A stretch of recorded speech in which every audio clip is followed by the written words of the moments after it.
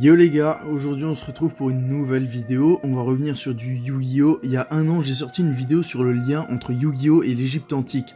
La partie 2 est sûrement la dernière, c'est pour maintenant.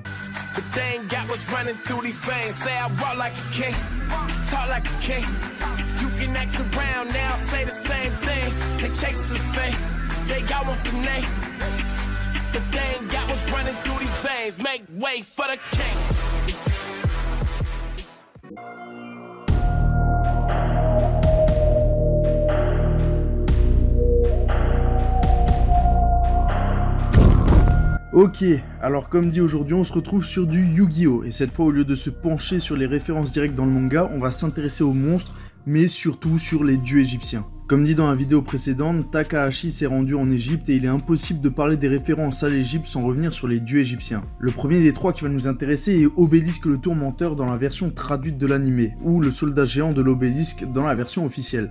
Alors là, je t'arrête tout de suite, même s'il est gros, imposant et surpuissant, la référence n'a rien à voir avec le Gaulois, mais plutôt avec le monument. Ok, donc là, tu vas sûrement me demander, c'est quoi un obélisque? Dis-moi-le s'il te plaît, toi qui nous apprends tant de trucs qui servent à rien.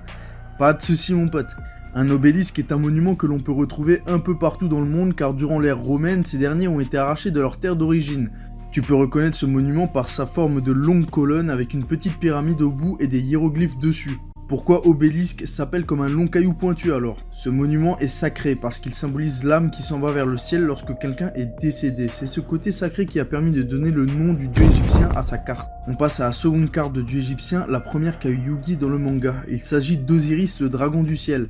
Ça, c'est le vrai nom de la carte, je reviendrai plus tard pourquoi il a chopé le blast de Slifer par la suite. Osiris est un roi mythique de l'Égypte antique, à l'origine de la religion et de l'agriculture. Il a une grosse cote de sympathie parmi les divinités égyptiennes, surtout parce qu'il se fait buter par son frère avant que ses sœurs ne le ressuscitent.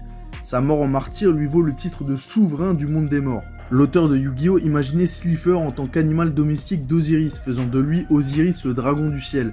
Et du coup, pourquoi Slifer? Tu vois tout ce que je t'ai raconté? 4Kids, ils s'en carrent les fesses et ils te le disent comme ça.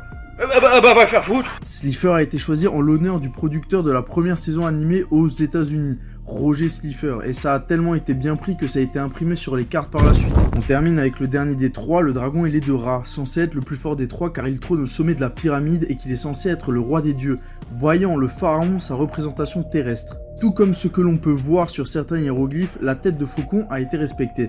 Et la deuxième référence est bien plus parlante. Cette carte a plusieurs formes, et la seconde c'est celle du phénix éternel. Elle vient d'une histoire selon laquelle Ra apparaît tous les 500 ans sur un obélisque avant de mourir dans des flammes pour renaître plus tard. En gros, les dieux égyptiens de Yu-Gi-Oh! Sont représentés par un gros caillou, un dragon domestique et un faucon. La seule représentation fidèle reste celle d'Olakti. Dans l'arc qui se déroule en Égypte, Yugi invoque Olakti, qui est censé être le dieu de la lumière. Le nom a été respecté et l'apparence est quasiment la même.